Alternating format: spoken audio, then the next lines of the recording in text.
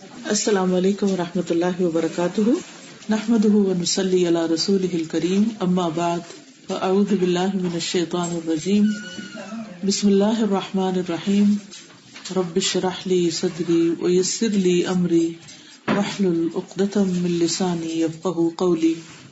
اللہ تعالیٰ نے انسان کو اپنی عبادت کے لیے پیدا کیا ہے، اور عبادت کا مطلب جہاں بندگی ہے، ورشپ کرنا ہے، وہاں اطاعت بھی ہے کہ انسان اللہ سبحانہ تعالیٰ کی بات مانے۔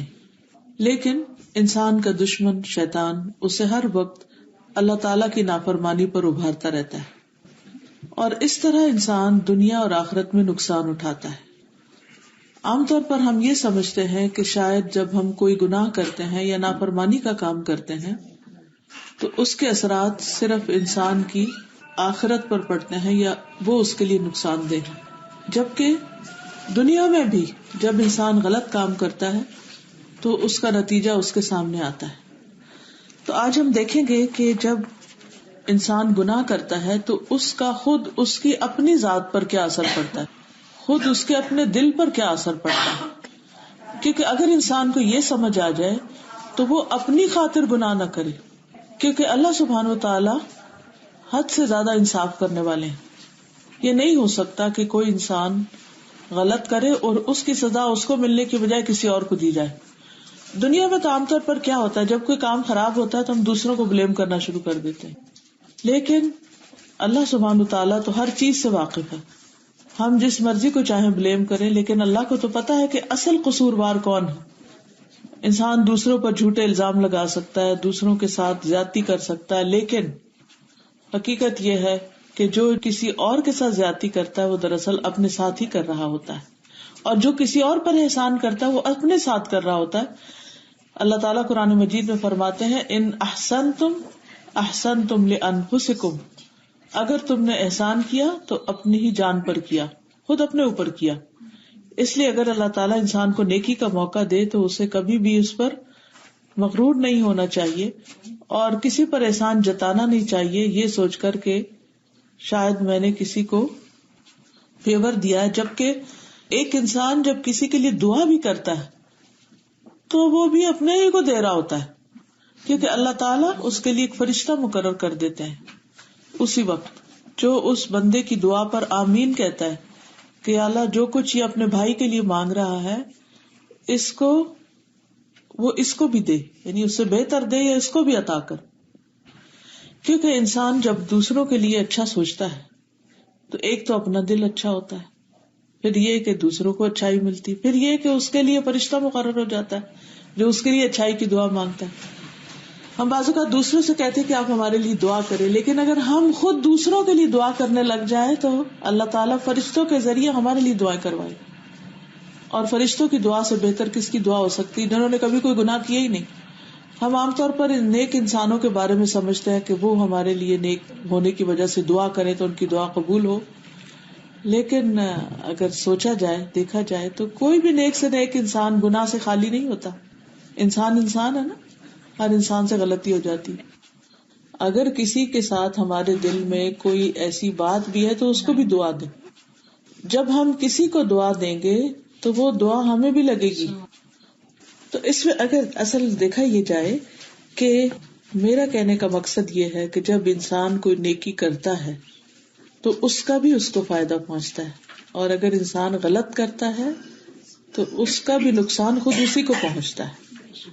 اس لیے جو گناہوں کے اثرات ہیں وہ اللہ سبحانہ تعالیٰ نے ہمیں بتا دیے ہیں کہ کیا کیا تم پر اس کا وبال آئے گا یا کس گناہ کی کیا سزا ملے گی، لیکن بہت دفعہ ہم اس بات کو سیریس نہیں لیتے، ہم اس میں یقین نہیں رکھتے۔ اس لیے بہت سے لوگ جب یہ جانتے بھی ہیں کہ جھوٹ بولنا غلط ہے لیکن وہ بھی جھوٹ بولے چلے جاتے ہیں، جب وہ جانتے ہیں کہ کسی کی برائی کرنا برا ہے پھر بھی برائی کرتے ہیں۔ تو اس کی بنیادی وجہ کیا ہے؟ کیونکہ وہ یہ مانتے نہیں کہ واقعی ان کو کوئی اس کا نقصان ہوگا۔ جس چیز کے بارے میں ہمیں پتا ہو کہ اس سے نقصان ہوگا تو ہم فوری طور پر اس سے دور بھاگتے ہیں، چاہے کوئی جرمز ہو یا کوئی آگ ہو یا کوئی اور تکلیف دینے والی چیز ہو، کوئی وحشی جانور ہو، کوئی انسیکٹس ہوں، اگر پتہ چل جائے کہ یہاں یہ کاٹیں گے تم انسان کے لیے بیماری یا موت ہوگی، تو انسان اس سے میلوں دور بھاگتا ہے کیونکہ وہ اس نقصان پر یقین رکھتا ہے. لیکن عام طور پر ہم گناہ کا جو نقصان ہے یا اس کا جو وبال ہے اس پر یقین نہیں رکھتے، لہذا ہم اس سے بچنے کی زیادہ فکر بھی نہیں کرتے اور اپنے آپ کو بعض اوقات جھوٹی تسلیاں بھی دیتے رہتے ہیں. تو اس لیے ہم آج قرآن و سنت کی روشنی میں یہ دیکھیں گے کہ گناہوں کے کیا کیا اثرات پڑتے ہیں. سب سے پہلی بات تو یہ ہے کہ گناہ ایک اندھیرے کی طرح ہوتا ہے. جب انسان گناہ کرتا ہے تو انسان کے دل میں ایک اندھیرا آتا ہے، ایک بلیک ڈاٹ لگتا ہے. اگر انسان توبہ کر لیتا ہے تو وہ ڈاٹ مٹ جاتا ہے، اور اگر انسان توبہ نہیں کرتا تو وہ پھیلنا شروع کر دیتا ہے، پھر اتنے میں اور گناہ کر لیتا ہے، پھر وہ کرتے کرتے کرتے سارا دل سیاہ ہونے لگتا ہے. جب وہ دل سیاہ ہوتا ہے تو پھر انسان کی آنکھوں پہ بھی پردہ آنے لگتا ہے، اس کو حقیقت نظر نہیں آتی، اس کے کانوں پہ بھی پردہ آنے لگتا ہے، اس کا دل سخت ہونے لگتا ہے، پھر اس کو حق کی بات سننا اچھا نہیں لگتا. کائنات کی قدرت کی بے شمار نشانیاں انسان دیکھتا ہے لیکن ان کے ذریعے وہ اللہ تعالیٰ کی محبت حاصل نہیں کر پاتا، اس کو پہچانتا نہیں. تو اس سے کیا ہوتا ہے کہ دل جو ہے وہ گناہ کی وجہ سے بیمار ہو جاتے ہیں، دلوں کے اندر کی خوشی ختم ہو جاتی ہے، ان کی رونق ختم ہو جاتی ہے، روشنی ختم ہو جاتی ہے، نور ختم ہو جاتا ہے، انسان کے اندر فیصلہ کرنے کی قوت ختم ہونے لگتی ہے. تو بیمار دل جو ہے وہ سارے جسم کو بیمار کر دیتا ہے. تو دل جو ہے وہ 4 قسم کے ہوتے ہیں، 4 طرح کے دل ہوتے ہیں. نمبر 1 بے داغ دل، جس کے اندر روشنی ہوتی یعنی کلین کلیئر، اور یہ مومن کا دل ہوتا ہے جس کے اندر ایمان ہوتا ہے. دوسرا وہ دل جس پہ پردہ پڑا ہوا ہوتا ہے، جیسے قرآن پاک میں آتا ہے نا کہ ان کے دل، وہ کہتے ہیں قلوبنا غلف، ہمارے دل پردے میں، تو یہ کافر کا قلب ہوتا ہے. تیسرا دل ہوتا ہے الٹا، منکوس جس کو کہتے ہیں، تو منافق کا دل ہوتا ہے. جیسے آپ دیکھیے کہ گلاس یہ الٹا پڑا ہے نا، ابھی الٹے گلاس میں اگر آپ کچھ ڈالیں گے تو کیا ہوگا، سب باہر نکل جائے گا، اندر کچھ نہیں جائے گا. تو جو دل منافق ہوتا ہے وہ چاہے قرآن سنے، چاہے حدیث سنے، چاہے اللہ کی بات سنے، اس کے اندر کچھ نہیں جاتا، وہ سب باہر چلا جاتا ہے، وہ اوپر سے پھسل جاتا ہے. چوتھا وہ دل ہوتا ہے جس میں ایمان بھی ہوتا ہے، نفاق بھی ہوتا ہے، دونوں طرح کا ہوتا ہے. کچھ ایمان کی روشنی ہوتی ہے اور کچھ منافقت ہوتی ہے. اب یہ جو پہلی طرح کا دل ہے یعنی ایمان والا دل، یہ ایسا دل کہ جس میں کوئی اندھیرا نہ ہو، پوری کی پوری روشنی ہو، یہ پیغمبروں کا، صالحین کا دل ہوتا ہے، اللہ کے اولیاء کا دل ہوتا ہے کہ جس کے اندر ایک نور ہوتا ہے. اس کا فائدہ کیا ہوتا ہے کہ چھوٹی سی بھی ایسے لوگوں سے غلطی ہوتی ہے نا، چھوٹی سی بھی، تو فوراً توبہ کرتے ہیں، نادم ہوتے ہیں، پشیمان ہوتے ہیں، استغفار کرتے ہیں، صدقہ کرتے ہیں کہ اللہ تو ہم سے راضی ہو جا. اب مثال کے طور پر آپ دیکھیں کہ آپ کے سامنے کھانا رکھا ہوا ہے اور آپ کسی سے بات کر رہے ہیں اور آپ کو غصہ آ گیا اور آپ نے پانی پی کر گلاس زور سے رکھا. مثلاً ایک عام انسان کے نزدیک یہ کوئی بہت بڑی بات نہیں ہوگی، لیکن جس کا دل جاگتا ہے نا وہ بعد میں بہت ریگریٹ کرے گا کہ رزق کا کیا قصور تھا، دس از روڈ، یہ میرا بیہیویئر ٹھیک نہیں تھا کہ میں نے اللہ کے رزق کے ساتھ یہ بد اخلاقی برتی، کیونکہ رزق کی بھی رسپیکٹ کرنی چاہیے نا. لیکن اگر آپ کے دل میں ایمان نہیں ہے، ایمان کی روشنی نہیں ہے، تو آپ کیا کریں گے؟ آپ چاہے اس کو ٹھوکر مار دیں، آپ کو پرواہ نہیں ہوگی، آپ کھانے کے اوپر پاؤں رکھ دیں، آپ اس کے اوپر سے گزر جائیں، آپ کو فرق ہی نہیں پڑے گا. تو جو شخص جس کے دل میں نور ہوتا ہے وہ اپنی چھوٹی سی غلطی کو بھی مان لیتا ہے اور اس پر پریشان ہوتا ہے اور اس پر توبہ کرتا ہے، اللہ سبحانہ تعالیٰ کی طرف رجوع کرتا ہے.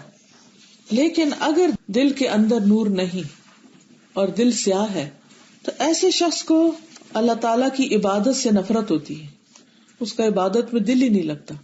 کوئی اس کو اگر عبادت کی طرف بلائے تو وہ چڑ جاتا ہے، اگر کوئی اس کو کہے کہ نماز پڑھو تو وہ غصے میں آ جاتا ہے کہ تم خود اپنی پڑھ لو، مجھے کیوں کہتے ہو نماز پڑھنے کی. یہ ایسا کیوں ہوتا ہے؟ ایسا اس لیے ہوتا ہے کہ ایسے بندے کا دل گناہ کر کر کے اور اس پر کبھی توبہ نہیں کی تو دل سیاہ ہو گیا، اس لیے اب اس کا دل ہی نہیں لگتا اس چیز کے اندر. یہ بالکل ایسے ہی ہے کہ آپ دیکھیں کہ جن لوگوں کو مرچیں کھانے کی عادت ہوتی ہے، اگر ان کے سامنے پھیکا کھانا رکھ دیا جائے اور وہ کھا بھی لیں تو ان کو کیسا لگے گا؟ جیسے کچھ کھایا ہی نہیں، کچھ نہیں کھایا، کیونکہ ان کے ٹیسٹ ہی نہیں ڈیولپ ہوا اس پھیکے کھانے کے لیے. لیکن جو لوگ پھیکا کھانے کے عادی ہیں، اگر ان کو کسی دن مرچیں کھلا دی جائیں تو شاید ان کا پیٹ ہی خراب ہو جائے. وہ اس کو دیکھے نا ٹیک اٹ. اسی طرح جن لوگوں کو گناہ کرنے کی اور گناہوں پر خوش ہونے کی اور اپنے گناہوں پر اکڑنے کی عادت پڑ جائے، ان کے لیے نیکی کا کام ایک بہت بڑا بوجھ ہے. ان کا اس میں اگر وہ کرے بھی تو ان کا انٹرسٹ نہیں ہوتا اس میں. اینڈ وائس ورسا، جو مومن ہوتا ہے اس کے لیے گناہ جو ہے وہ ایسا جیسے پہاڑ ہے سر پہ. جیسے نبی صلی اللہ علیہ وسلم نے فرمایا کہ منافق کا حال یہ ہے کہ وہ بڑے سے بڑے گناہ کو ایسے لیتا ہے جیسے ناک پہ مکھی بیٹھی ہو اور وہ ہاتھ مار کے ہٹا دے. یعنی بڑے سے بڑے گناہ کو وہ مکھی جتنا چھوٹا حقیر سمجھتا ہے کہ کوئی بات ہی نہیں. اور جو مومن ہوتا ہے وہ چھوٹے سے گناہ کو بھی ایسے سمجھتا ہے جیسے اس کے سر پہ پہاڑ آ گیا، اب اس کو کس طرح ہٹائے. یعنی پھر اس کے لیے توبہ استغفار کرتا ہے، دعائیں مانگتا ہے، شرمندہ ہوتا ہے، اور وہ اس کے دل پہ بھی بوجھ پڑ جاتا ہے. پھر اسی طرح یہ ہے کہ جب انسان کے دل کے اوپر اندھیرا آ جاتا ہے اور انسان گناہوں میں لذت لینے لگتا ہے، جیسے آپ نے دیکھا ہوگا کہ بعض لوگ تو گناہ پہ پریشان ہوتے ہیں اور بعض لوگ گناہ میں ہی راضی ہوتے ہیں. انہی کے اندر اتنے دھنس جاتے ہیں کہ ان کو اسی میں مزہ آتا ہے. اب مثال کے طور پہ کچھ لوگوں کو ڈرنک کرنے کی عادت ہوتی ہے، وہ ڈرنک کرنے کو برا سمجھنا تو دور کی بات ہے، اس کو انجوائے کرتے ہیں اور ان کی زندگی اسی کے گرد گھومتی.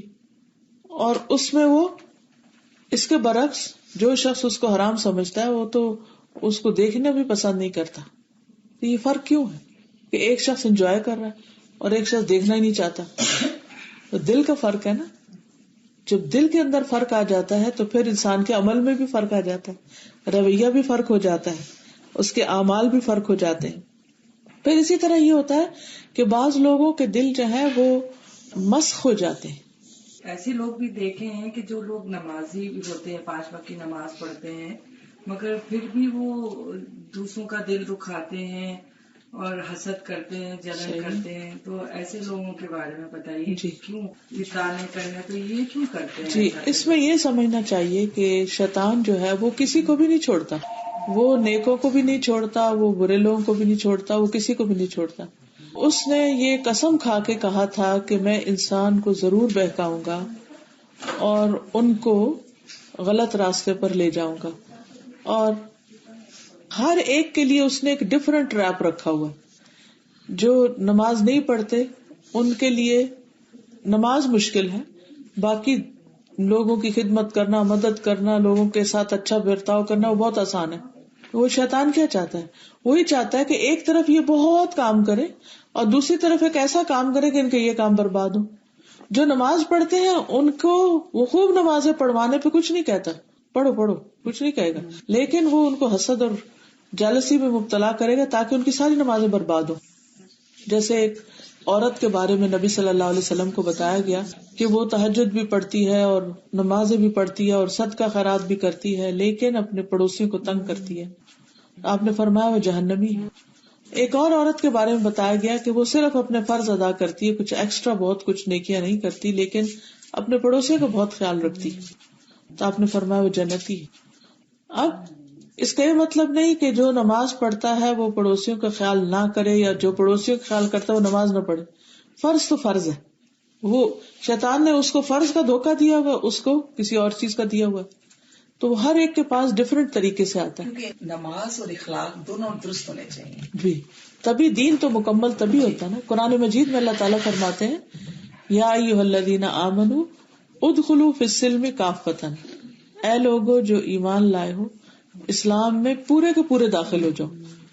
لیکن چوز نہیں کرو اپنی پسند کے مطابق، نہیں کہ اپنی جو دل آئے وہ کر لو، جو دل کو نہ لگے وہ چھوڑ دو. وہ تو اپنے دل کی پھر عبادت ہے نا، اپنی اطاعت ہے، اپنے نفس کی اطاعت ہے کہ جو ہمیں کنوینئنٹ لگتا ہے یا جو ہمیں پسند ہے یا جس پہ ہمارا دل راضی ہے وہ ہم کر لیں، اور جو ہمیں اچھا نہ لگے وہ ہم چھوڑ دیں.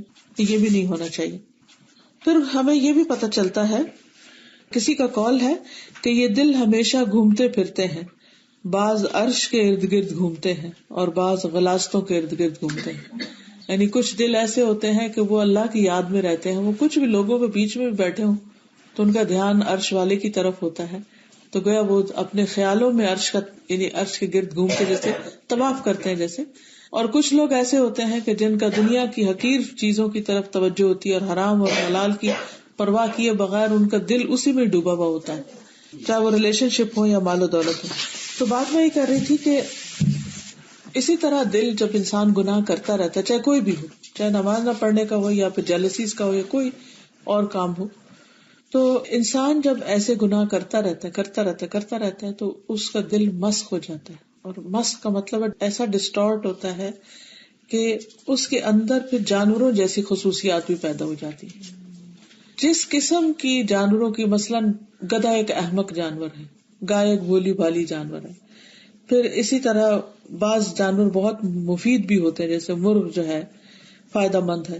بعض کے اندر کبوتروں والی صفات پیدا ہو جاتی ہیں، کوئی لو برڈز ہوتے ہیں، وہ دوسروں کے ساتھ بہت محبت کرتے ہیں اور ہر ایک کی کیئر کرنے والے ہوتے ہیں. بعض کے اندر اونٹوں کی طرح کا کینہ ہوتا ہے، اور بعض ایسے ہوتے ہیں جو لومڑی جیسے ہوتے ہیں، انتہائی شارپ چلاک، اپنے صرف مطلب پورا کرنے والے ہوتے ہیں. بعض ایسے ہوتے ہیں جن کے اندر بکری کی خصوصیات پیدا ہو جاتی ہیں. تو قرآن مجید کی ایک آیت ہے جس میں اللہ سبحانہ وتعالیٰ فرماتے ہیں وَمَا مِن دَابَّةٍ فِي الْأَرْضِ وَلَا طَائِرٍ يَطِيرُ بِجَنَاحَيْهِ إِلَّا أُمَمٌ أَمْثَالُكُمْ، جتنے بھی حیوان زمین میں ہیں اور جتنے پرندے ہیں اپنے دو پروں پر اڑے پھر رہے ہیں، یہ سب بھی تم لوگوں کی طرح امتیں ہیں. یعنی یہ سارے اڑنے والے بھی اور یہ سارے جانور تمہاری طرح کی امتیں. یعنی کبھی انسان سوچتا ہے نا کہ اتنے جانور اللہ نے کیوں بنائے ہیں اور ان کا کیا مقصد ہے. حقیقت یہ کہ انسان ان کی کوالٹی سے بھی بہت کچھ سیکھتا ہے. ایک ایک جانور کی اگر لائف کے اوپر آپ غور کریں، ان کی عادات پر، ان کے رہن سہن پر، ان کے طریقوں پر، ان کی محنت پر، ان کے کام پر، ان کی برداشت پر، تو انسان کے سیکھنے کے لیے بہت کچھ ہے.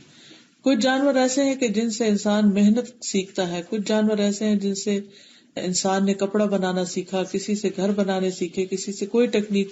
میں نے کافی عرصہ پہلے ایک پروگرام سے دیکھا تھا، ایک کتاب دیکھی تھی جس میں انجینئر برڈز کے بارے میں تھا کہ ان کی کیسی کیسی انجینئرنگ ہوتی ہے اور کیسے کیسے نیسٹ بناتے ہیں اور کس طرح کی جگہوں پر رہتے ہیں اور کتنی محنت. جیسے کئی جانور جو ہیں وہ درختوں کے اندر کھود کے اس کے اندر اپنے ٹھکانے بناتے ہیں. باہر سے بالکل چھوٹی سی جگہ ہوتی ہے لیکن سارا انہوں نے اندر بنایا ہوتا ہے اپنا گھر. بعض جو ہے وہ تنکے جوڑتے ہیں، بعض مختلف طرح کی چیزیں اختیار کرتے ہیں. اور بھی بہت سی حکمتیں ہو سکتی ہیں. چلے جو مویشی جانور ہے یہ تو ہم ان کو دودھ پیتے ہیں، گوشت کھاتے ہیں، لیکن جو جنگلوں میں جانور ہیں ان سے کیا کرتے ہیں؟ بعض جانوروں کے رنگ اور ڈیزائن اتنے خوبصورت ہیں کہ انسان ان سے بہت کچھ اپنے ڈیزائننگ سیکھتا ہے. تو بہرحال بعض جیسے دل بتائے گئے کہ وہ الٹ ہوتے ہیں، یعنی ہر چیز کو الٹ لیتے ہیں. جو اللہ تعالیٰ کا حکم ہوتا ہے اس کو نہ وہ توجہ سے سنتے ہیں اور نہ اس کو اس کانٹیکسٹ میں لیتے ہیں. ان کو اس پر بہت اعتراض ہوتے ہیں اور بہت اس پر آبجیکشنز ہوتی ہیں کہ یہ کیوں کہہ دیا گیا، یہ کیوں فرمایا گیا. حالانکہ اگر انسان دیکھے تو اللہ تعالیٰ کی عقل، اللہ تعالیٰ کی حکمت، وزڈم ہم انسانوں سے کہیں زیادہ بڑی. یعنی نو کمپیریزن. ہم تو کریشن ہے، ہم تو بہت چھوٹی چیز ہے. جس نے سارے آسمان بنائے، زمین بنائی، سب کچھ بنایا، وہ جو چاہے کرے. اس کے کسی فیصلے میں بھی کوئی بھی کمی نہیں ہے، کوئی خرابی نہیں ہے. پھر اسی طرح یہ ہے کہ انسان جب گناہ کرتا ہے تو اس سے انسان بعض اوقات اللہ تعالیٰ سے اور بعض اوقات بندوں سے دور ہو جاتا ہے. ایک روایت میں آتا ہے کہ دو دوست جو اللہ کی خاطر آپس میں محبت کرتے ہیں، ان کے درمیان جب جدائی پڑتی ہے یا پھوٹ پڑتی ہے تو ان دونوں میں سے کسی ایک کے گناہ کی وجہ سے ہوتی. یعنی ایون دوست جو ایک دوسرے کو چاہنے والے، محبت کرنے والے اور ایک دوسرے کے لیے اپنا وقت اور اپنی جان لگانے والے ہوتے ہیں، بعض اوقات وہ آپ نے دیکھا ہوگا ایک دوسرے بہت دور ہو جاتے ہیں اور انسان کہتا ہے کہ کس ریزن کی وجہ سے یہ بندہ مجھ سے دور ہوا، کس چیز نے بدگمان کیا، کہاں سے یہ جدائیاں پڑ گئی. تو اس وقت ہوتا ہے ان دونوں میں سے کسی ایک نے کوئی گناہ کیا ہوتا ہے. اس گناہ کے نقصان میں، اس خیانت کے نقصان میں وہ ایک انسان اس سے دور کر دیا جاتا ہے. کیونکہ یہ دلوں میں جو محبتیں ہوتی ہیں یہ بھی اللہ تعالیٰ کا بہت بڑا انعام ہے. ہم اس کو فار گرانٹیڈ لیتے ہیں کہ اگر کوئی ہم سے محبت کرتا ہے یا ہم اس سے محبت کرتے ہیں یا کوئی ہمارے لیے کیئرنگ ہے یا لونگ ہے تو بس ٹھیک ہے، میں بڑی چیز ہوں تو اس لیے سب لونگ ہے. ضروری نہیں ہے. اللہ سبحانہ وتعالی جس کو جو چاہے عطا کرے. اللہ تعالیٰ نبی صلی اللہ علیہ وسلم سے فرماتے لو انفقت ما فی الارض جميعا ما الفت بین قلوبہم ولکن اللہ الف بینہم. اگر آپ زمین بھر کی دولت بھی خرچ کر دیں تو آپ ان کے دلوں میں محبت نہیں ڈال سکتے. اسی لیے آپ نے دیکھا ہوگا کہ بعض شوہر مثلاً اپنی بیویوں پر سب کچھ خرچ کرتے لیکن بیویاں کسی حال میں راضی نہیں ہوتی، وہ ان سے محبت خرید نہیں سکتے، اور بعض اوقات وہ کچھ نہیں دیتے، وہ منہ موڑ کے جاتے اور وہ ان کے لیے روتی. یعنی کہ حیرت ہوتی ہے نا دلوں کے حال پر. تو اللہ کے ہاتھ میں ہے ہم سب کے دل. لیکن یہاں جو بات سمجھنے کی ہے کہ بندے اور بندے کے درمیان، بندے اور اللہ کے درمیان دوری گناہوں کی وجہ سے ہوتی ہے. پھر اسی طرح یہ ہے کہ بعض اوقات زندگی تنگ ہو جاتی ہے گناہوں کی وجہ سے. انسان کو کسی بھی چیز میں چین نہیں آتا، خوشی نہیں ملتی، کسی چیز میں مزہ نہیں رہتا، کسی چیز کا کوئی ٹیسٹ نہیں رہتا، ہر چیز سے دل گھبراتا ہے. یہ بھی جو دل کی حالت ہے یہ بھی بڑی خطرناک ہے، اور اس میں بھی انسان کو توبہ استغفار کی ضرورت ہوتی. آپ نے دیکھا ہوگا کہ بعض لوگ اس قدر انسان بیزار ہو جاتے ہیں، کسی سے بات نہیں کرنا چاہتے، جو کوئی ان سے بات کرے اس کا الٹا مطلب لیتے ہیں، اور ان کے سامنے بھی بعض اوقات برا بھلا کہتے ہیں، بعض اوقات ان کے پیچھے ان کو برا بھلا کہنا شروع کر دیتے ہیں، ان کا دماغ خپتی ہو جاتا ہے. تو بعض گناہ ایسے ہوتے ہیں کہ جس کی وجہ سے شیطان انسان کو پاگل کر دیتا ہے. یعنی انسان جیسے کسی شیطان سے پوزیس ہو، اور اچھا بھلا عقل مند سمجھدار انسان ایسی بہکی بہکی باتیں کرنے لگتا ہے کہ انسان پریشان ہو جاتا ہے کہ اس کو کیا ہوا ہے. پھر اسی طرح یہ ہے کہ اللہ سبحانہ وتعالیٰ قرآن مجید میں فرماتے ہیں وَمَنْ أَعْرَضَ عَنْ ذِكْرِي فَإِنَّ لَهُ مَعِيشَةً ضَنْكَ وَنَحْشُرُهُ يَوْمَ الْقِيَامَةِ أَعْمَى. جو ہمارے ذکر سے منہ موڑے گا، جس نے میرے ذکر سے منہ موڑا، یعنی اللہ سبحانہ وتعالیٰ کی یاد سے، اللہ کی ہدایت سے، اللہ کی کتاب سے، فرمایا فَإِنَّ لَهُ مَعِيشَةً ضَنْكَ، تو اس کے لیے یقیناً زندگی تنگ ہو جائے گی. وَنَحْشُرُهُ يَوْمَ الْقِيَامَةِ أَعْمَى، اور قیامت کے دن بھی ہم اس کو اندھا اٹھائیں گے. قَالَ يَا رَبِّ لِمَ حَشَرْتَنِي أَعْمَى، اس وقت انسان کہے گا کہ اے رب تو نے مجھے اندھا کیوں اٹھایا؟ وَقَدْ كُنْتُ بَصِيرًا، میں تو دیکھنے والا تھا. قَالَ كَذَلِكَ أَتَتْكَ آيَاتُنَا، تو اللہ تعالیٰ فرمائے گا کہ اسی طرح ہماری آیات تمہارے پاس آئی تھی. وَنَسِيتَهَا، تو تم نے ان کو بھلا دیا، اللہ کی آیات کو بھلا دیا، اللہ کی یاد کو بھلا دیا، اللہ کا ذکر چھوڑ دیا. وَكَذَلِكَ الْيَوْمَ تُنْسَى، آج تم بھی بھلائے جاتے ہو. تو جو شخص غفلت کی زندگی اختیار کرے، گناہوں کے اندر پڑ جائے، اللہ تعالیٰ کی نافرمانیاں کرے، تو پھر اس کے لیے دنیا میں بھی تنگیاں آتی ہیں اور آخرت میں بھی تنگی ہوتی ہے. اب آخرت جو ہے اس سے مراد صرف قیامت کا دن نہیں ہے، اس سے مراد قبر بھی ہے.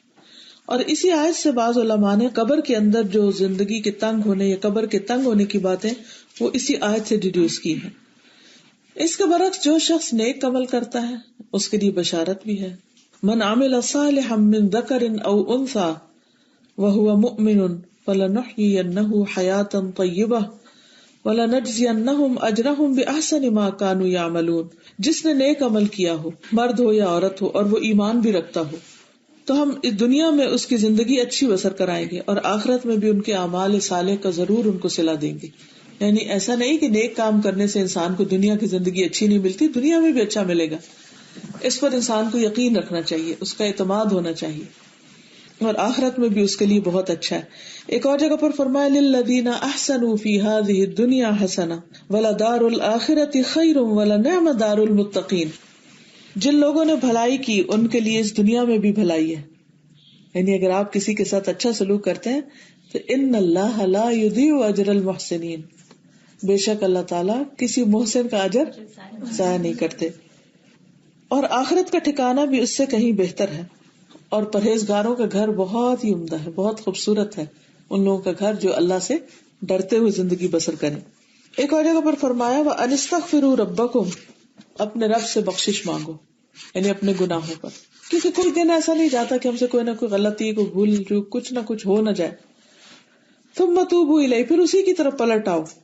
یمتعکم متاعا حسنا، وہ تمہیں دنیا میں بھی کچھ نہ کچھ فائدہ اچھا ضرور دے گا.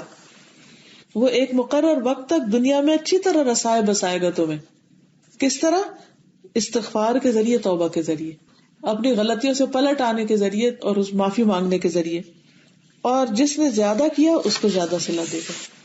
تو جتنی محنت کرے، جتنی کوشش کرے، جتنا آگے جائے اس کے لیے اتنا ہی بڑا اجر ہے. اب اگر دیکھا جائے تو جو تقویٰ ہے، ایمان ہے، حیا ہے، اللہ پہ توکل ہے، اللہ کا ڈر ہے، اللہ کی محبت ہے، خشیت ہے، انابت ہے، سب کچھ دل کے اندر ہوتا ہے. تو جن لوگوں کے دلوں کی صفائی ہوتی ہے اور یہ اچھی کوالٹیز ان کے اندر ہوتی ہے، ہر حال میں پرسکون رہتے ہیں، کام رہتے، امن سے رہتے، دنیا میں بھی امن سے رہتے. بڑی سے بڑی پریشانی کے وقت بھی اللہ تعالیٰ ان کا دل تھام لیتا ہے اور ان کو صحیح راہ دکھاتا ہے. ورنہ کیا ہوتا ہے کہ شیطان جس وقت انسان کو زیادہ غمگین دیکھتا ہے یا زیادہ پریشان دیکھتا ہے، اس وقت وہ دیکھتا ہے کہ یہ تو غافل ہو رہا ہے، فوراً اس کے اوپر اٹیک کرنے کی کوشش کرتا ہے اور اس کو کنٹرول کرنے کی کوشش کرتا ہے. لیکن جن لوگوں کے اندر ایمان ہوتا ہے وہ اور صرف ایمان نہیں بلکہ ایمان کی حلاوت بھی پاتے ہیں، ایمان کی مٹھاس بھی پاتے ہیں کہ وہ اپنے ایمان پہ جب راضی ہو جاتے ہیں کہ رضیت باللہ ربا وبالاسلام دینا وبمحمد النبی، جو ان کے اوپر راضی ہیں، خوش ہیں کہ واقعی میرا رب اللہ ہے، میرے لیے وہ کافی ہے، اور اسلام جو دین مجھے اس نے دیا میں اس پہ راضی ہوں، شکر ہے میں اس سے باہر نہیں پیدا ہوئی گئی، کہاں ہوتی، اور محمد صلی اللہ علیہ وسلم اللہ کے نبی اور رسول ہے، میں اس پر بھی راضی ہوں، اس پر خوش ہوں. تو جو شخص یہ یقین کے ساتھ پڑھتا ہے اللہ سبحانہ وتعالیٰ اس کو راضی کر دیتا ہے اور اس کے دل کو ایک اطمینان اور سکون اور ٹھنڈک نصیب کرتا ہے. اسی کے بارے میں بعض کا قول ہے، دل پر کچھ اوقات ایسے آتے ہیں کہ زبان بے ساختہ چلا اٹھتی ہے، اگر جنت والوں کو ایسی نعمت حاصل ہے تو یقیناً وہ بہترین عیش سے بہرہ ور ہیں، ورنہ کچھ نہیں. یعنی جنت کی بھی اصل خوشی دل کے ساتھ. اگر دیکھا جائے تو دنیا میں بھی خوشی اور غم جو ہے وہ ریلیٹیو چیزیں ہیں. اگر آپ کے اندر خوشی ہے تو آپ کو باہر کی ہر چیز اچھی لگنے لگے گی، اور اگر اندر دکھ ہے یا اداسی ہے تو باہر جتنے بھی اچھے لوگ ہوں وہ آپ کو زیادہ فائدہ نہیں دیں. تو اس لیے انسان کو اس معاملے میں ہمیشہ فکر مند رہنا چاہیے کہ شیطان اس کے دل پہ قبضہ نہ کرنے پائے. پھر اسی طرح آپ صلی اللہ علیہ وسلم نے یعنی کہ دنیا میں بھی بعض اوقات جنت کے نمونے دکھائے، اور وہ جنت کے نمونے کیا ہیں؟ اللہ کا ذکر ہے. حدیث میں آتا ہے جب آپ نے فرمایا کہ جب تم جنت کی کیاریوں سے گزرو تو کچھ چر لیا کرو، وہاں سے کچھ لے لیا کرو. صحابہ نے عرض کیا، یا رسول اللہ صلی اللہ علیہ وسلم جنت کی کیاریاں کون سی، جنت کے باغ کون سے ہیں؟ آپ نے فرمایا حلق الذکر، ذکر کے حلقات. یعنی جیسے ہم یہاں پر بیٹھے ہیں تو دنیا کے سب غم دکھ پریشانیاں چھوڑ کے بیٹھے ہیں اور اللہ کی بات ہو رہی ہے تو دلوں کے اندر ایک اطمینان ہوتا ہے. تو یہ انسان کو ایسے ایکسپیرینس سے گزرنا چاہیے تاکہ اس کے اندر جو ایک بے چینی پیدا ہو جاتی ہے مسلسل دنیا میں رہ کے اور دنیا کے مسائل میں رہ کے، وہ ختم ہو سکے. ایک اور چیز جو ہمیں یاد رکھنی چاہیے وہ یہ ہے دل کے معاملے میں کہ اللہ سبحانہ وتعالیٰ قرآن مجید میں فرماتے ہیں یوم لا ينفع مال ولا بنون الا من اتى اللہ بقلب سلیم. جس دن مال اور بیٹے کام نہیں آئیں گے مگر جو اللہ کے لیے سلامت دل لے کر آیا، یعنی جو اللہ کی محبت میں ڈوبا ہوا ہو، اللہ کی اطاعت پر راضی ہو، اللہ کے فیصلوں پر راضی ہو، تقدیر پر راضی ہو کہ میرے رب نے جو بھی میری تقدیر بنائی ہے اس میں کوئی بھلائی ہے اور وہ بندوں پر ظلم نہیں کرتا، اس لیے میرے بارے میں اس کا جو بھی فیصلہ ہے میں اس سے راضی ہوں. تو یہ چیز انسان کو آگے بڑھنے میں مدد دیتی. اب یہ ہے کہ ہم سب انسان ہیں، غلطیاں ہوتی ہیں، ہم سے قصور ہو جاتے ہیں، تو پھر ہم کیا کریں کہ ایسا نہ ہو کہ ہمارا رب ہم سے ناراض ہو جائے. تو اس کے لیے توبہ اور استغفار کا دروازہ کھلا ہے اور انسان کو ہمیشہ اللہ سبحانہ وتعالیٰ سے معافی مانگتے رہنا چاہیے. تو اس کے بارے میں سمیتا کچھ پڑھیں گے. اسباب کے بارے میں بندہ اپنے نفس کے مغالطے اور دھوکے سے بہت ہوشیار رہے، اس سے بچنے کی پوری کوشش کرے. یہ ایک اہم معاملہ اور نازک ترین امر ہے، کیونکہ ہر بندہ اچھی طرح سمجھتا ہے کہ معصیت اور نافرمانی، غفلت اور خدا فراموشی اس کے حق میں ایک خطرناک امر ہے، اس کی ہلاکت اور تباہی کا موجب اور سبب ہے. اس سے اس کی دنیا اور آخرت دونوں تباہ ہو جاتے ہیں.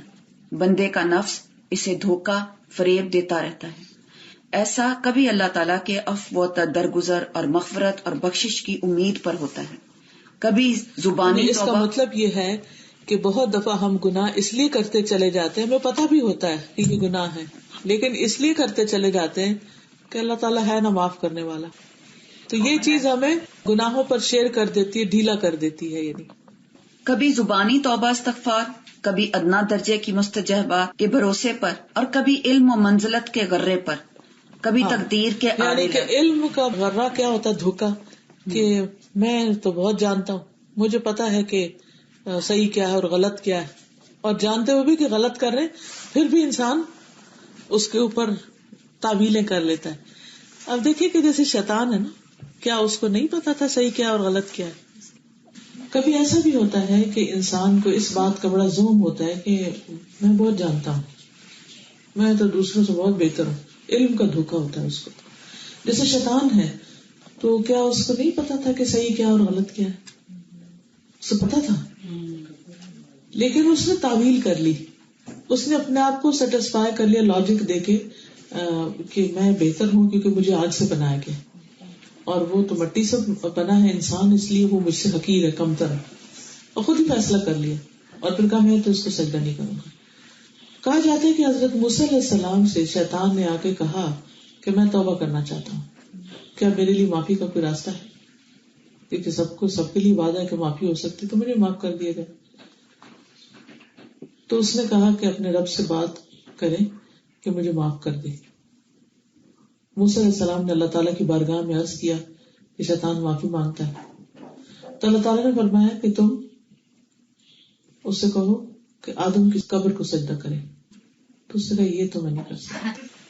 ایگو. تو بعض اوقات ایسا ہوتا ہے کہ انسان کو پتا ہوتا ہے صحیح کیا اور غلط کیا ہے، لیکن اس کی ایگو، اس کی اکڑ، اس کو غرور کہ میں بڑی چیز ہوں، اس کو نہ معافی مانگنے دیتا ہے، نہ اس کو جھکنے دیتا ہے، نہ ہی واپس پلٹنے دیتا ہے. اور کیا چیز ہوتی ہے؟ کبھی تقدیر کے آڑ لے کر، ہاں کبھی کہتا ہے اگر میری قسمت میں لکھا ہے نماز پڑھنا تو میں کبھی پڑھنے لگ جاؤں گا. یہ ایک ذریعہ ہوتا ہے غلط کام کرنے کا. اور کبھی علم و منزلت کے غرے پر، کبھی تقدیر کی آڑ لے کر، کبھی اپنے جیسے لوگوں کے اعمال اور کردار کو دلیل بنا کر. ہاں کہتے ہیں ہم نے دیکھے نمازیں پڑھنے والے، ہم نے دیکھے حج عمرے کرنے والے، وہ یہ اور یہ دھوکا کرتے ہیں، فلاں کرتے ہیں، تو ان کے عمل کو بنیاد بنا کے غلط کام کرتا ہے. بھائی ان کا معاملہ ان کے رب کے ساتھ ہے، وہ جو چاہے ان کے ساتھ کرے، ہمارا معاملہ الگ ہے. ہم اس بات کو دلیل نہیں بنا سکتے کہ لوگ ایسے ہیں تو اس لیے مجھے. کبھی انسان یہ کہتا ہے سبھی لوگ تو غلط کر رہے ہیں تو ہم کیوں نہ کریں. یہ بھی ایک دھوکا ہے انسان کا، اور غلط کرتا ہے. پھر کبھی ان لوگوں کی اقتداء کی بنا پر جو ریاست اور امارت، جا و منزلت کے فتنے میں پڑھ کر دنیا کے عوض اپنے دین برباد کر چکے ہیں. بالکل. یعنی کہ بعض اوقات کچھ لوگوں کو کریز ہوتا ہے، جیسے عام طور پہ پالیٹکس میں ہوتا ہے کہ لوگوں کو کسی ایک جگہ پر نہیں اطمینان ہوتا کہ ہم دنیا کی جاہ یا عہدے یا جو ایک جسے کہتے ہیں نا اختیار، اقتدار، اس کے شوق میں. آپ سب جانتے ہیں کہ پالیٹکس میں کیا کیا ہوتا ہے، اور کتنے فیصد لوگ جو سچ بولتے ہیں اور کتنے فیصد جھوٹے دھوکے اور نعرے اور کیا کچھ کیا جاتا ہے. اس کے میرے سے زیادہ آپ لوگ جانتے ہیں ان ساری چیزوں کو. جانتے بوجھتے ہوئی سب کچھ کیوں کیا جاتا ہے جبکہ سب کو پتا ہے کہ یہ غلط ہے. دھوکہ دینے والوں کو بھی پتا ہے دھوکہ دے رہے ہیں، اور کھانے والوں کو بھی پتا ہے وہ دھوکہ کھا رہے ہیں. تو پھر یہ نفس کا دھوکہ ہوتا ہے. اچھا کوئی بات نہیں. اور بعض لوگ یہ خیال کرتے ہیں کہ ابھی جو چاہو کر لو، پھر استغفر اللہ کہہ کر معاف کرا لیں گے. وہ جیسے یوسف علیہ السلام کے بھائیوں نے کہا تھا نا کہ ابھی تو قتل کر دو، بعد میں نیک بن جانا. ایک فقیر ایک روز مجھ سے کہنے لگے کہ میں تو سارے کام کر گزرتا ہوں، اس کے بعد 100 مرتبہ سبحان اللہ و بحمدہ پڑھ لیتا ہوں، سارے گناہ معاف ہو جاتے ہیں. بعض لوگ ہر ایک نے اپنا اپنا پکڑا ہوا کہ چونکہ اس سے وعدہ کیا کہ سارے گناہ معاف ہو جائیں گے تو اس لیے میرا جو دل کرتا کرتا ہوں. اور یعنی وہ یہ نہیں سوچتے کہ اللہ کی ڈس اوبیڈینس، اللہ تعالیٰ ایک کام کرنے کو کہہ رہا ہوں کہتے ہم نہیں کرتے. کوئی ہمارے سامنے 2 دفعہ کرے نا ایسے اپنے ہی بچے کہ ہم بلائے اور وہ نہ بات مانے تو ہم کو کیسا غصہ چڑھتا ہے. جو آدمی ایک دن میں 100 مرتبہ سبحان اللہ و بحمدہ پڑھ لے گا، انہوں نے اس حدیث کو استدلال بنا رکھا ہے کہ اس کے سارے گناہ معاف ہو جائیں گے، اگرچہ وہ دریا کی جھاگ کے برابر ہی کیوں نہ ہوں۔ مکے کا ایک باشندہ مجھ سے کہنے لگا کہ ہم سے کوئی گناہ سرزد ہو جائے تو غسل کر کے خانہ کعبہ کا طواف کر لیتے ہیں، اس سے تمام گناہ معاف ہو جاتے ہیں۔ بندہ گناہ کرتا ہے، اس کے بعد وہ کہتا ہے اے پروردگار مجھ سے گناہ ہو گیا، معاف فرما۔ اللہ تعالیٰ اس کا گناہ معاف کر دیتا ہے، پھر کچھ عرصہ رک کر دوبارہ گناہ کرتا ہے، پھر بارگاہ الہی میں رجوع کرتا ہے اور کہتا ہے پروردگار مجھ سے خطا ہو گئی، تو معاف فرما۔ اللہ تعالیٰ فرماتا ہے میرا یہ بندہ جانتا ہے کہ اس کا کوئی رب ہے جو گناہ کو معاف بھی کر سکتا ہے اور گرفت بھی کر سکتا ہے، اس بندے کا گناہ میں نے معاف کر دیا۔ یہ حدیث بیان کرنے کے بعد وہ صاحب کہنے لگے کہ مجھے اس میں ذرا بھی شک نہیں کہ میرا پروردگار ہے جو گناہوں کی مغفرت کر سکتا ہے اور گرفت بھی۔ اس قسم کے لوگ بعض اوقات اسی قسم کی امید اور درجے کی نصوص سے چمٹے رہتے ہیں، انہی پر تکیہ لگا کر رہتے ہیں اور دونوں ہاتھوں سے اس قسم کے نصوص کو تھام لیتے ہیں۔ اس قسم کے لوگوں پر اگر گناہوں اور گناہوں کے انہماک پر ملامت اور سرزنش کی جائے تو وہ اللہ تعالیٰ کی وسعت رحمت اور وسعت عفو اور مغفرت اور امید اور رجا کی ساری نصوص اور اس بارے میں ان کے پاس جس قدر بھی اندوختہ ہوتا ہے پیش کرنا شروع کر دیتے ہیں، اور پھر جاہل اور بے علم لوگ تو کچھ عجیب و غریب ہی باتیں کہا کرتے ہیں۔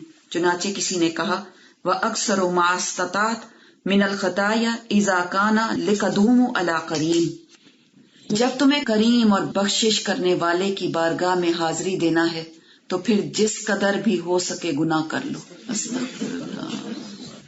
اصل میں نفس کی چالیں بڑی خطرناک ہیں، اور پھر لوگ اپنے اس طرح کے آئیڈیاز بیٹھ کے مجلسوں میں ایک دوسرے سے شیئر کرتے رہتے، تو جو لوگ کچھ کر رہے ہوتے وہ بھی چھوڑ دیتے، اس لیے کمپنی کا بھی بہت اثر ہوتا ہے۔ مثلاً بعض کہتے ہیں کہ گناہوں سے اجتناب کرنا اللہ تعالیٰ کی وسعت و رحمت اور وسعت عفو کریم اور وسعت مغفرت و بخشش سے بے خبری ہے۔ کوئی کہتا ہے کہ گناہوں سے باز رہنا اللہ تعالیٰ کی مغفرت اور بخشش کی خلاف ورزی اور اس کی شان کریمی کی توہین ہے۔ محمد بن حزم کہتے ہیں میں نے کچھ لوگوں کو دعا میں یہ کہتے سنا ہے کہ اے اللہ میں عصمت اور بے گناہی سے تیری پناہ چاہتا ہوں۔ بہت سے لوگ ملیں گے یہ کہنے کی بجائے کہ گناہ سے پناہ چاہتا ہوں بے گناہی سے، یعنی کہ میں چاہتا ہوں کہ گناہ کرتا رہوں، یہ مطلب الٹا مطلب ہے، تاکہ تو معاف کرتا رہے۔ بہت سے لوگ ملیں گے جو یہ مسئلے جبر اور قدر سے اپنا تعلق اور رشتہ جوڑ بیٹھے ہیں اور صاف صاف کہتے ہیں کہ بندہ اپنے افعال و اعمال میں بالکل بے اختیار اور معاصی اور گناہ کے ارتکاب میں مجبور محض ہے۔ جو جبریہ کا عقیدہ ہے نا کہ ہمارا تو کچھ بھی بس نہیں، جو اگر ہم اچھے ہیں تو بھی اللہ ہی نے ایسا ہمیں بنایا، اور اگر برے ہیں تب بھی ہمارا کیا۔ شیطان نے بھی کہا تھا نا کہ اگر تو مجھے سجدے کے لیے نہیں کہتا تو نہ ہوتا یہ، فبما اغویتنی، تو نہیں کہہ کے مجھے گمراہ کیا، ایسا کہہ کے گناہ کار کر دیا، ایسا کہہ کے۔ انہی لوگوں میں سے بعض مسئلہ ارجاء کے فریب میں مبتلا ہیں، کہتے ہیں کہ ایمان صرف تصدیق قلب کا نام ہے، اعمال کا ایمان سے کوئی تعلق اور واسطہ نہیں۔ فاسق سے فاسق ترین آدمی کا ایمان اور جبرائیل اور میکائیل کا ایمان برابر ہے۔ انہی میں سے بہت سے لوگ ہیں جو فقراء، مشائخ، صالح اور نیک بخت بندوں کی محبت، ان کی قبروں کی زیارت، ان کے سامنے تضرع و وزاری کرنے اور ان کی شفاعت اور سفارش کرنے میں لگے رہتے ہیں، اور بارگاہ الہی میں ان کا وسیلہ لینے اور ان کے حقوق اور حرمت کا واسطہ دے کر مانگنے کے چکر میں پڑے ہوئے ہیں۔ کچھ لوگ اپنے آباء و اجداد، اسلاف اور بزرگوں کی عظمت اور تقدیم کے فریب میں مبتلا ہیں، کیونکہ کچھ لوگ کہتے ہیں ہم سید خاندان سے ہیں اس لیے ہم جو بھی کریں ہمیں کوئی فرق نہیں پڑتا۔ دنیا میں بھی کئی لوگ اس لیے قانون توڑتے ہیں کیونکہ ان کا تعلق ایسی جگہوں سے ہے کہ جو قانون ان پہ ہاتھ نہیں ڈال سکتا، کیونکہ دے آر ایگزمپٹڈ۔ جیسے بنی اسرائیل کیا کہتے تھے کہ ہم نحن ابناء اللہ و احباؤہ، ہم اللہ کے بیٹے ہیں اور اس کے پیارے ہیں، اس لیے کوئی گناہ ہمیں نہیں نقصان دے گا اور ہم جہنم میں جانے کے نہیں۔ کچھ لوگ اپنے آباء و اجداد اور اسلاف بزرگوں کی عظمت اور تقدیم کے فریب میں مبتلا ہیں اور ان کے اسلاف بارگاہ الہی میں بلند و بالاتر مقام اور عظیم و شان درجہ رکھتے ہیں۔ وہ انہیں ہر مصیبت اور بلا سے نجات دلا دیں گے، کبھی انہیں عذاب میں مبتلا نہ ہونے دیں گے، جس طرح سلاطین کے بارگاہ میں ہوا کرتا ہے۔ سلاطین اور ملوک اپنے خواص و مقربین کی اولاد اور قرابت داروں کے جرائم، گناہ، لغزشیں معاف کرا دیا کرتے ہیں۔ یعنی ہمارا کوئی بڑا ہے وہ ہماری سفارش کر دے، جیسے دنیا میں کئی ملکوں میں آپ دیکھتے ہیں کہ وہاں پر لوگ صرف سفارش اور رشوت اور اقربا پروری کے ذریعے اپنے کام کرا لیتے ہیں. دے ناٹ ریئلی ٹیلنٹڈ یا کوئی ان کے اندر ایسا وہ نہیں ہوتا, قابلیت نہیں ہوتی, لیکن صرف واقفیت کی بنا پر اپنے کام نکلوا لیتے ہیں. تو وہ کہتے ہیں کہ اللہ کے ہاں بھی اسی طرح ہمارے کوئی واقف ہوں گے, یا ہمارے خاندان کے کچھ بزرگ ہوں گے, یا ہماری ماں بڑی نیک تھی, یا ہماری دادی بڑی نیک تھی, تو بس وہ ہمیں بھی ساتھ لے جائے گی. ان چیزوں کی وجہ سے وہ عام طور پر ڈھیلے ڈالتے رہے. اگر انسان یہ سوچے کہ اللہ نے بھیجا کیوں دنیا میں, ان تعویلوں کے لیے بھیجا, اللہ نے بھیجا اپنی عبادت کے لیے, اور اگر ہم جان بوجھ کے اس کی طرف آ ہی نہیں رہے, وہ کر ہی نہیں رہے جو وہ ہم سے چاہتا ہے, تو پھر ہم کس خیر کی توقع رکھتے ہیں. بعض فریب خوردہ اس چکر میں پڑے ہوئے ہیں کہ بندے کے عذاب سے اللہ تعالیٰ بالکل مستثنا ہے. بندے کو عذاب دینے سے اس کے ملک اور خدائی میں کوئی اضافہ یا رحم و کرم سے اس کے ملک اور خدائی میں کوئی کمی نہیں ہوتی. وہ کہتے ہیں ہمارے گناہوں سے اس کو کیا فرق پڑتا ہے, اگر ہم نماز نہیں پڑھتے تو اللہ کو کیا فرق پڑتا ہے. کہنے کو تو ٹھیک ہی کہتے ہیں, فرق تو نہیں پڑتا, لیکن اللہ تعالیٰ نے اس لیے تھوڑی کہا عبادت کرو کہ مجھے فرق پڑ رہا ہے, وہ تو ہمیں فرق پڑتا ہے. لیکن انہوں نے ایسی تعبیر, شیطان نے ایسی ایسی ٹیڑھی باتیں سجھا رکھی ہے کہ جس کی وجہ سے وہ ان کے دل میں جو بھی آتا ہے, خون نہیں پہنچتا, تمہارا تقویٰ پہنچتا ہے. تو اب وہ کوئی یہ کہے کہ کون سا اللہ نے گوشت کھانا, اس لیے نہ بھی کرو تو خیر ہے, کہنے کو جو مرضی زبان ہلا دے اور کہہ دے, لیکن کیا اس سے واقعی پھر اللہ تعالیٰ راضی بھی ہے؟ وہ یہی چاہتا ہے. اور جو رول ماڈل تھے ہمارے لیے بیسٹ نبی صلی اللہ علیہ وسلم, کیا انہوں نے بھی اس قسم کی تفصیل کی, دین کی تفسیر بیان کی, اور اس قسم کا مطلب نکالے, اور اس طرح کی زندگی بسر کی؟ ہمیں تو یہ بتایا گیا نا کہ وہ اللہ کے محبوب ہستی ہیں, تم ان جیسا بننے کی کوشش کرو, ان کے نمونے پہ چلو. کوئی کہتا ہے کہ اس کی رحمت کا بھی محتاج ہوں اور وہ بھی بڑا غنی ہے. کوئی فقیر اور مسکین, مجبور اور محتاج اگر کسی ایسے آدمی کے پاس پہنچتا ہے جس کے در پر پانی کی نہر بہ رہی ہو اور وہ اپنی پیاس بجھانا چاہتا ہے, تو وہ ہرگز اسے منع نہیں کرے گا. بس اللہ تعالیٰ تو سب سے بڑا کریم اور سب سے زیادہ وسیع اور رحمت للعالمین ہے. مغفرت اور بخشش سے اس کے ملک و خدائی میں کوئی کمی واقع نہیں ہوتی, اور عذاب دینے سے اس کے ملک میں کوئی اضافہ نہیں ہوتا. بھلا وہ اپنے بندوں کی مغفرت کیوں نہیں کرے گا؟ یہ تو امام ابن القیم الجوزیہ کی کتاب ہے دوائے شافی, اس میں سے پڑھا ہے. انہوں نے مختلف کتابیں پڑھ کے تو اس میں سے تیار کی. یہ کتاب جو ہے یہ بڑی انٹرسٹنگ ہے, کتاب ہے دوائے شافی. یہ میں نے پڑھائی ہے پچھلے جب یہاں سے گئی تھی پاکستان میں, کیونکہ میں نے یہ اتفاق سے مجھے یونیورسٹی جانے کا کام ہوا. میں جہاں جاتی ہوں بک اسٹور جاتی ہوں, دیکھتی ہوں نئی کتابیں کیا ہیں, اور اس میں کیا کہ میں نے ایسے کھڑے کھڑے یوں کر کے دیکھا تھوڑے سے صفحے, مجھے اتنی انٹرسٹنگ لگی کہ میں نے کہا کہ اس کو اپنے لیے لے لیا. اچھا اس کے بعد کیا ہوا کہ جو میں پڑھوں تو میں سوچوں سب پڑھے. اچھا جب میں کسی کو کہوں تو اس میں مشکل لفظ بھی ہیں تو سمجھ نہیں آتی تھی, پھر میں نے پڑھانا شروع کر دیا اور الحمدللہ ساری کتاب پڑھائی. اس کے آپ کے پاس اگر آئی فون ہو تو پوڈ کاسٹ بھی ہے. پوڈ کاسٹ ایک اپلیکیشن ہوتی ہے, وہ اگر ڈاؤن لوڈ کر لینا تو اس میں سارے ایک ہی دفعہ آپ ڈال لیتے تو آف لائن سن سکتے. یعنی اگر آپ کے پاس آئی فون ہے اور اس میں آپ نے ڈاؤن لوڈ کی ہوئی ہے انٹرنیٹ سے, تو آپ جہاں کہیں بھی کچن میں رکھ لیں, وہاں سننا شروع کر دیں, رات کو لیٹ کے سنیں, ٹریولنگ میں سنیں, کہیں بھی سنیں.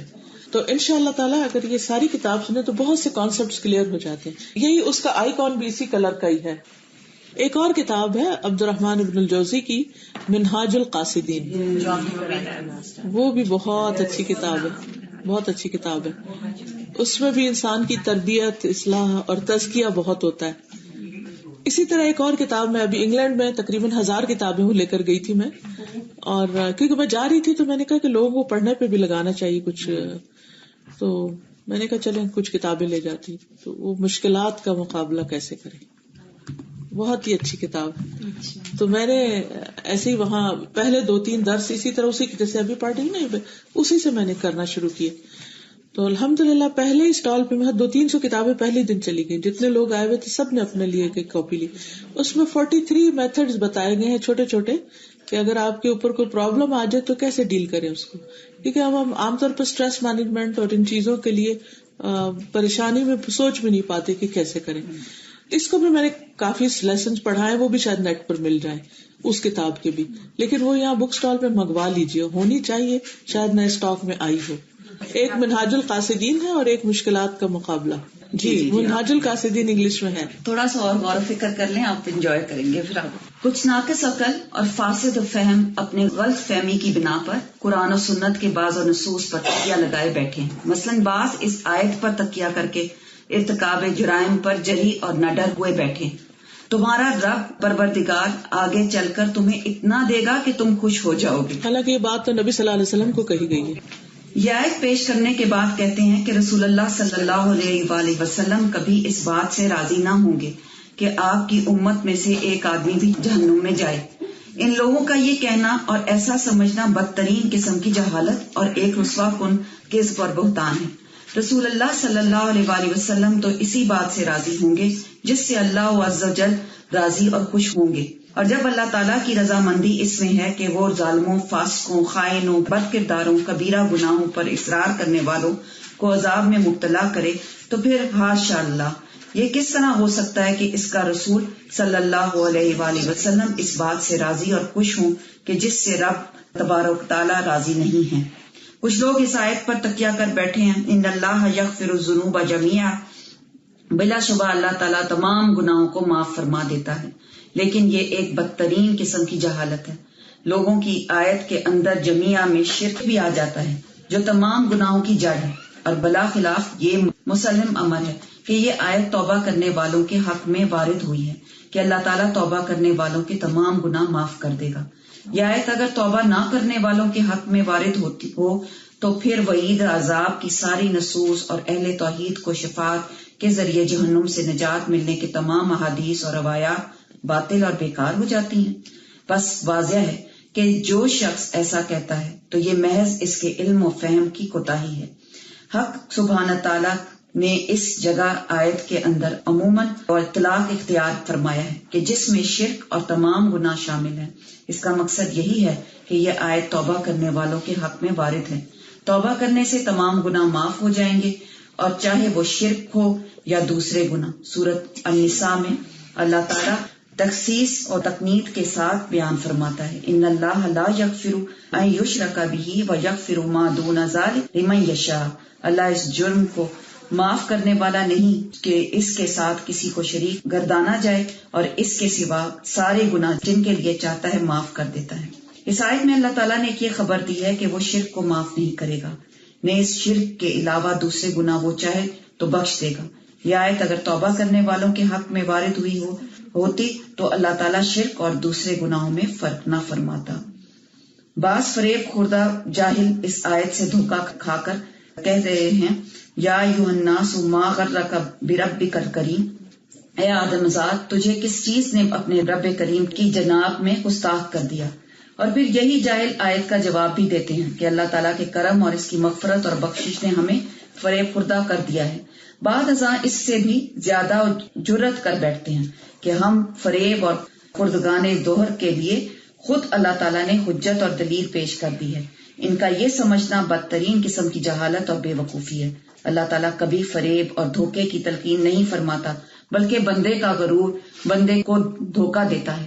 شیطان اس کے نفس امارہ اسے دھوکہ دیتا ہے، عصیان اور نافرمانی پر آمادہ کرتا ہے. اس کی جہالت، نفس پرستی اور خواہشات اسے دھوکہ دیتی ہیں. میں ہمیشہ یہ سوچتی ہوں کہ ایک طرف ہماری تعویلیں ہوتی ہیں کہ کیا پتا اس سے معافی ہو جائے، کیا پتا اس سے، وہ ایک عورت تھی جو بہت فاحشہ تھی اور وہ کنویں سے پانی اس نے پلایا تو اس کی معافی ہوگی. بالکل ہم مانتے ہیں اس کو، اللہ سبحانہ و تعالیٰ اتنا غفور الرحیم ہے جس کو جو جہاں چاہے معاف کر دے. لیکن ہمارے پاس کیا گارنٹی ہے کہ ہم اتنی ہی خالص نیت کے ساتھ، اتنی ہی تکلیف کے موقع پر کسی جانور پہ بھی رحم کریں. ہم تو اپنے بہن بھائیوں پہ رحم نہیں کرتے. ہمارا دل اگر دیکھا جائے تو ہم تو کسی کو نہیں چھوڑتے. تو اس لیے ہر ایک کی اپنی اپنی سچویشن ہے، اپنا اپنا مقام ہے. ہمارے اندر عبادت کی جو روح ہے جس کے لیے اللہ نے پیدا کیا، اس روح کو اندر لانا ضروری ہے. اور وہ کیا ہے؟ عبادت کے اندر دو لفظ ہمیشہ یاد رکھیں. ایک ہے شدید تعظیم اور محبت کے ساتھ شدید عاجزی، یعنی تعظیم اور محبت کے ساتھ شدید عاجزی. اللہ کی تعظیم اور بڑائی اور اس سے شدید محبت، اور دوسری طرف شدید اپنے اندر عجز کہ اللہ تعالیٰ میں کچھ نہیں ہوں. اور بندوں کے سامنے بھی اپنے آپ کو یہ کہنا کہ میں کچھ نہیں ہوں، کیونکہ انسان کا نفس بہت جلد دھوکے میں مبتلا ہو جاتا ہے کہ میں زیادہ عقل مند ہوں، میں زیادہ علم والا ہوں، میں زیادہ سمجھتا ہوں، میں زیادہ تجربہ کار ہوں. تو ہمیشہ ہماری سوچ، ہماری عقل، ہماری جو انڈرسٹینڈنگ ہے وہ بہت لمیٹڈ ہے، ایک حد سے زیادہ آگے نہیں ہے. لیکن ہم بعضوں کو جلد بازی میں، کیونکہ شیطان جو ہے نا جلد بازی کے ذریعے ہمیں فوراً ججمنٹل بنا دیتا ہے. بعض اوقات یہ ہوتا ہے کہ کوئی شخص بڑی خیر خواہی کے ساتھ ہمارے لیے کچھ کرنا چاہتا ہے اور ہم اس کو بالکل الٹ سمجھ لیتے ہیں کہ یہ کیوں ایسے کر رہا ہے، اور بعد میں ہم ریگریٹ کرتے، شرمندہ ہوتے ہیں کہ ہم کیوں جلد بازی کی اور اتنا فوراً جمپ ٹو دا کنکلوژن، نتیجے پہ جا پہنچے. تو ان سب چیزوں کے لیے بہت ضروری ہے کہ ہم ہمیشہ ہمبل رہیں، بڑی سے بڑی نیکی بھی کر لیں پھر بھی ہمبل رہیں، اور ڈرتے رہیں اللہ تعالیٰ سے کہ اللہ تیری عبادت کا حق ادا نہیں کیا. آپ دیکھیں کہ فرشتے جو ہیں، کچھ فرشتے مسلسل کھڑے ہیں ہاتھ باندھ کے، کچھ رکوع میں ہیں انہوں نے سر اٹھایا ہی نہیں، کچھ سجدے میں ہی ہیں ہمیشہ کے لیے، کچھ طواف میں لگے ہوئے ہیں، کچھ کسی طرح تسبیح کر رہے ہیں. قیامت کے دن وہ کیا کہیں گے کہ یا رب ما عبدناک حق عبادتک، اللہ ہم نے تیری عبادت کا حق ہی نہیں ادا کیا. اگر ایک انسان ساری زندگی بھی سجدے میں پڑا ہے تو وہ شکر ادا نہیں کر سکتا، حق ادا نہیں کر سکتا. لیکن عام طور پر ہم تھوڑا سا کام کر کے بھول جاتے ہیں کہ ہم نے کچھ کر لیا ہے. تو اس چیز سے بچنا بہت ضروری. اور ایک اور چیز یہ کہ اللہ تعالیٰ نے جو سیدھا راستہ بتایا ہے، اہدنا الصراط المستقیم، وہ کون سا؟ صراط الذین انعمت علیہم، ان لوگوں کا راستہ جن پر اللہ نے انعام کیا. وہ کون؟ انبیاء ہیں، صدیقین ہیں، شہداء ہیں، صالحین ہیں. اب انبیاء سے زیادہ کوئی جانتا ہے کہ اللہ تعالیٰ کیا چاہتا ہے؟ لیکن وہ ساری زندگی ڈرتے رہے اللہ سے. سورۃ الانبیاء میں اللہ تعالیٰ فرماتے ہیں انا اخلصناہم بخالصۃ ذکر الدار، ہم نے ان کو ایک خاص چیز کے ساتھ خالص کر لیا تھا، اور وہ تھا گھر کی یاد، یعنی آخرت کی یاد میں رہتے تھے. ایک اور جگہ پر آتا ہے وَيَدْعُونَنَا رَغَبًا وَرَهَبًا وَكَانُوا لَنَا خَاشِعِينَ، کہ وہ ہمیں رغبت کے ساتھ، امید کے ساتھ اور خوف کے ساتھ پکارتے تھے پیغمبر، اور وہ ہمارے آگے جھکے ہوئے تھے. كَانُوا لَنَا خَاشِعِينَ، اتنے بڑے مقام اور مرتبے پر، کیونکہ عام انسان پیغمبروں کے مرتبے پہ نہیں پہنچ سکتا جتنا بھی نیک بن جائے. لیکن اس کے باوجود ان کے اندر اتنی خشیت، اتنا خوف اپنے رب کا، کیونکہ وہ رب کا مقام پہچانتے تھے. تو جو جتنا زیادہ رب کا مقام جانتا ہے نا، اس کے اندر اتنا ہی خشوع آ جاتا، اتنی عاجزی آ جاتی، وہ اتنا زیادہ اپنے گناہوں سے ڈرنے لگتا ہے. اور جو رب کو نہیں پہچانتا، اس کی عظمت کو نہیں جانتا، وہ سمجھتا ہے تھوڑا کر کے وہ سمجھتا بہت ہو گیا. تو جو انعام یافتہ لوگ ہیں، اگر ہم ان کی زندگیاں دیکھیں تو ان سب کے اندر خشیت تھی. خود نبی صلی اللہ علیہ وسلم کس طرح عبادت کے لیے راتوں کو کھڑے رہتے تھے. حضرت ابوبکر کو دیکھیں کس طرح نماز میں اتنا روتے تھے کہ مشرکین کے بچے اور عورتیں آ کے گھیرا کر لیتے تو دیکھتے رہتے تھے کہ یہ کیوں رو رہے ہیں اتنا، ہماری نمازیں کیسی ہیں، ہم کتنی نمازوں میں روتے ہیں. حضرت عمر جو تھے وہ اتنا ڈرتے تھے کہ اگر یہ آواز آ جائے کہ سب بخشے گئے ایک بندے کے سوا، تو میں سمجھوں گا کہیں وہ میں ہی نہ ہوں. یہ تھے وہ لوگ جو اپنے رب سے ڈرتے تھے، جنہوں نے رب کو پہچانا تھا. ہم رب کو پہچانتے نہیں ہیں، اس لیے بے ڈر ہے. تو اللہ تعالیٰ سے دعا ہے کہ اللہ ہمیں عمل کی توفیق عطا کرے. دعا کر لیتے ہیں. سبحان اللہ والحمد للہ ولا الہ الا اللہ واللہ اکبر ولا حول ولا قوة الا باللہ العلی العظیم. اللہم صلی علی محمد وعلی آل محمد کما صلیت علی ابراہیم وعلی آل ابراہیم انک حمید مجید. اللہم بارک علی محمد وعلی آل محمد کما بارکت علی ابراہیم وعلی آل ابراہیم انک حمید مجید. ربنا آتنا فی الدنیا حسنۃ وفی الآخرۃ حسنۃ وقنا عذاب النار. ربنا لا تزغ قلوبنا بعد اذ ہدیتنا وہب لنا من لدنک رحمۃ انک انت الوہاب. ربنا هب لنا من ازواجنا وذریاتنا قرۃ اعین وجعلنا للمتقین اماما. اللہ پاک تو ہمارے گناہوں کو معاف فرما دے. اللہ تو ہمیں سیدھا راستہ عطا فرما. یا اللہ جو کچھ ہم نے پڑھا ہے، سیکھا ہے، ہمیں اس پر عمل کی توفیق عطا فرما. ہمارے دلوں کو ٹیڑھا ہونے سے بچا لینا. اللہ ہمیں اپنی محبت عطا فرما. اللہ ہمارے اندر عاجزی پیدا کر دے. اللہ خشوع پیدا کر دے. اللہ تو ہماری ساری مشکلات آسان فرما دے. ربنا لا تزغ قلوبنا بعد اذ ہدیتنا وہب لنا من لدنک رحمۃ انک انت الوہاب. یا اللہ ہمارے گھروں کے اندر اطمینان پیدا کر دے. اللہ ہمارے گھروں کی پریشانیوں کو دور کر دے. ہمارے بچوں کو ہدایت عطا فرما. یا اللہ ان کو نیک بنا. اللہ ان کو حیات دے, ایمان دے. اللہ ہماری جنریشن میں اسلام کو باقی رکھنا.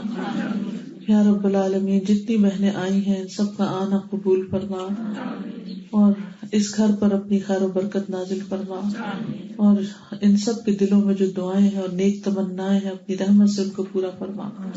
تمام بیماروں کو صحت عطا فرما. سب دکھی لوگوں کے دکھ دور فرما. یا اللہ تو ہمیں اس راستے کی ہدایت دے جو تیرا پسندیدہ راستہ ہو, اور ہمیں سارے گناہوں کو چھوڑنے کی توفیق عطا فرما.